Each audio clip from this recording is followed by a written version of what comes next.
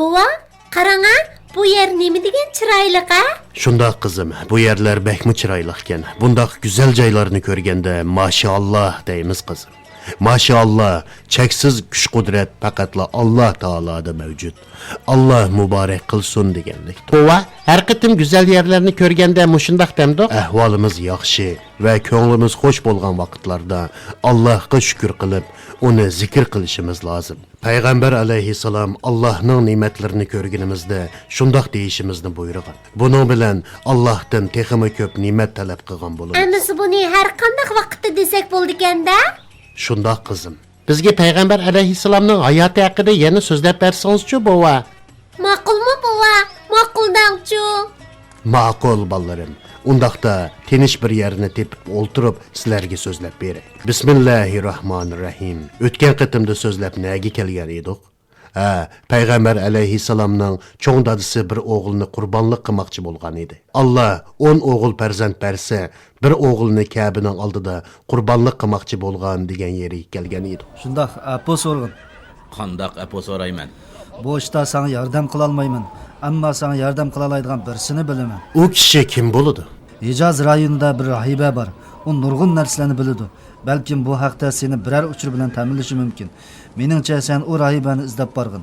Agar u qurbonlik qilavergin desa, qurbonlik qilarsan. Agar u boshi gap qilsa, Abdul Mutallib o'g'lini qurbonlik qilishga aloqador biror bishoratga erisharman degan maqsadda Hijaz rayonidagi Elqi rahibaning yiniga berish uchun uzun cho'lni kesib o'tibdi.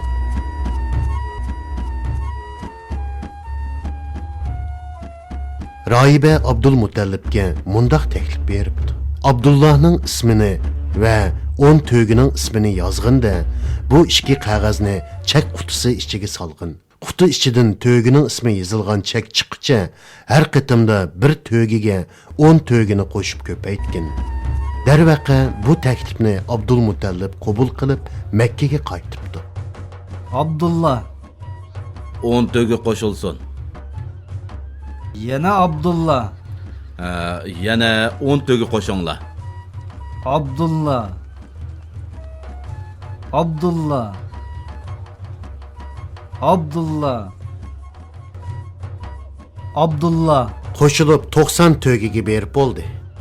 1000 to'gi bo'lsa-mo mayli. Tangrim rozi bo'lguncha ko'paytishni to'xtatmayman. Chekni yana bir qitim tashlasangchi. Seni tabriklayman Abdul Mutallib. Bu qitim rastulli to'gi chiqdi. Ajab, yaxshi bo'ldi. Endi o'g'lingni qurbonlik qilmaydigan bo'lding. Allohga ming shukri. Arablar va makkaliklar guvoh bo'linglarki, 100 to'gini qurbonlik qilib, uning go'shini peqirib xura jonivorlarga yegizaman.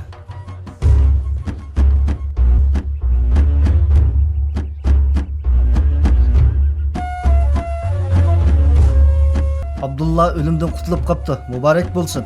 Hay Abdulmutallib, Allah oğlunu salamet qilg'ay, yaramliq avlod qilg'ay. Rahmat. Allah senimi va oilangni o'z panohida saqlag'ay. Ey Makkaning cho'ngi Abdul Mutallib, o'g'lingni qurbonlik qilishga bag'ring qandoqmi chidadi? O'ylamaga yadin shundoq to'g'ri kelib qoldi. İnsan xatolikdan xoli emas. To'g'ri deysan. İnsan ba'zi vaqtlarda o'ylamagan xatoliklarni bilib bilmay sodir qilib qo'yadi. Abdullahning burti xatta atib, cho'pchonli yigit bo'lib qopti. Endi uning to'yini qilib, sen mo navri ko'rgin. To'g'ri deding. Menmo yaxshi bir kelin izlayapman. O'g'limga Makkadagi eng esil oilaning qizini elib beraman. Sening talabingga uyg'un bir oila bor. Ular mu Makkaning esil oilalaridan biri. Ammo sen buni muvofiq ko'rarsanmi bilmayman. Qaysi oilani da'vatsankin, avval deb baqmamsan. Zuhra jamoatining katta bishi. Vahib ibn Abdumanafni da'vatamsan. Dal o'zi shu. Makkadagi 100 obro'liq esil oilalardan biri. Nasab jihatdan muslarga mos keladi. Bilishimcha uning qizi yo'q-ku deyman. Makkiliklar bak bilib ketmaydi. Bizning uydagilardan anglashimcha Vahbining bir qizi bor ekan. Qiz kichigidan boshlab tog'isining hindi turib yetibdi. U bak chiroyli, adab axloqli, hayoli qiz bo'lib o'sib yetilibdi. Meningcha bu qiz Abdullohga eng yaxshi loyiq bo'lgudek. Vahibning nasabi, 100 obro'yi hammalarga ma'lum. Aytqininglardek bo'lsa, meningcha u qiz eng yaxshi nomzoddak qiladi. Men ati Vahbining yeniga berib, uning qizini so'ray.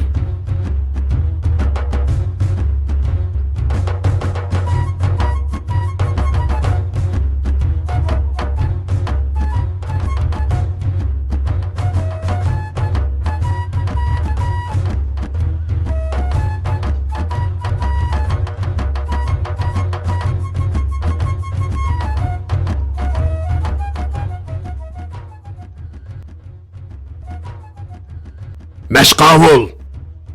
Xo'sh aliylari. Shahar qovuqidan chiqib ketayotgan karvon, qayerga mang'an karvon? Ularni ilgari hech ko'rmadim-ku. Aliylari, ma'lum bo'lg'ayki, ular Makka ga ketayotgan Yamanlik arablar. Ular har yili Makka ga berib qurbonlik qilib qaytib keladi. Makka ga berib qurbonlik qilamda. U qandaq shahar? Ajiba bu odamlar Makka ga berib qaytqucha safarga bardoshlik bera olamdi-qandu? Mushuncha vala odamni o'ziga jalb qilgudak. U Makka degan joyning qandaq aloyidligi borkan? Makka cho'l o'tirsidagi muqaddas bir shahar bo'lib, u yerda kishilar ulug'laydigan Ka'ba bor. Har yili u joyda arablarning hammasi degidek Tang'risiga qurbonlik qiladi. Undaqda Ka'ba bak cho'ng joymi nima? Yo'qsa aliylari, u koni bir ziyorat uyi, oddiy bir uydan iborat xolos. U uy uzun zamonlar ilgari silingan ekan. Rivoyatlarda aytilishicha, Ibrohim payg'ambar bilan uning o'g'li Ismoil tarafidan bino qilingan bo'lib, insonlar aqidasini kuchaytirish uchun Ka'bani ziyorat qilishga buyurilgan ekan. Shunga kishilar har yili o'xshash vaqtda Ka'bani ziyorat qiladi ekan. Bu kishilar u koni oddiy bir uyga berib tavob qilish uchun shuncha uzun yo'lni bosadi ekan. Texi nurg'unlagan qurbonliklarni qiladi ekan. Ajiba buning siri nimadi? Mashqavul. Labay oliylari. Bu kishilar qaysi dinga e'tiqod qiladi ekan? Kimga cho'qindi ekan? Aliylari, ularning dini yo'q. Ular tosh, yog'ochdan yasalgan butlarga ta'zim qilib, ularga cho'qinadi.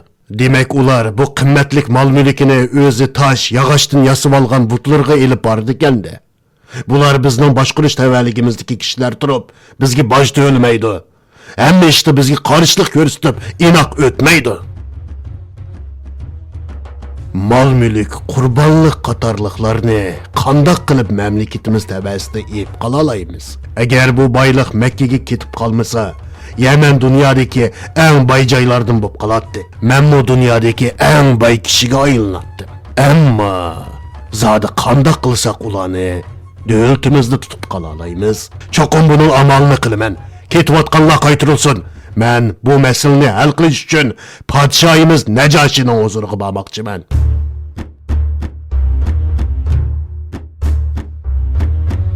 Makka cho'nglarining kelganini qarshi olaman. Jamoatimiz har qaysilarini uyimizda ko'rgandan sharaf his qiladi. Menmo sizlarni ko'rib nihoyat xursand bo'ldim. Rahmat Zuhra Begzodisi. Xayrli bir ish uchun huzurlarga keldik. Bizni quruq qul qaytarmasliklarini umid qilamiz. Xo'sh, Abdulmutallib, qandaq ish bo'lishidan qat'iy nazar, sizlar uchun qo'limiz ko'ksimizda. Sizlardek aziz mehmonlarni hammamiz qarshi olamiz. Qani desizlar Abdulmutallib, mendan nima so'raylikin? Alloh sizlarni o'z panohida saqlasin. Abduddardan anglashimcha o'zlarining Yasribda tog'isining yanida turayotgan bir qizlari bor ekan. Peqir shu qizlarni o'g'limga so'rab kelishim. Shundaq. Amina ismli bir qizim bor. Kichigidan boshlab tog'isining yanida turibdi. Ey Makkaning begzodisi, qizimni kimga so'rab keldim dedilar? O'g'lim Abdullohga.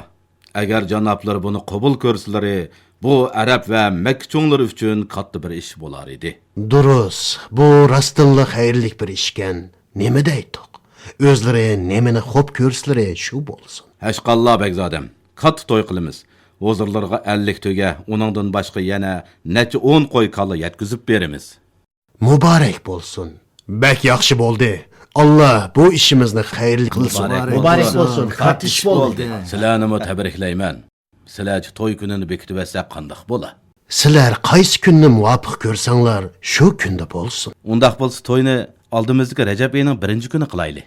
Ha, shundaq bo'lsin. Hikoya texi tugimidi, lekin qaranglar, qorong'i tushib ketibdi bolalar.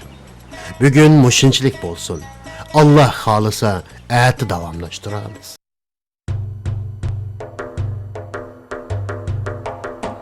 طلع البدر علينا من ثنيات الوداع وجب الشكر علينا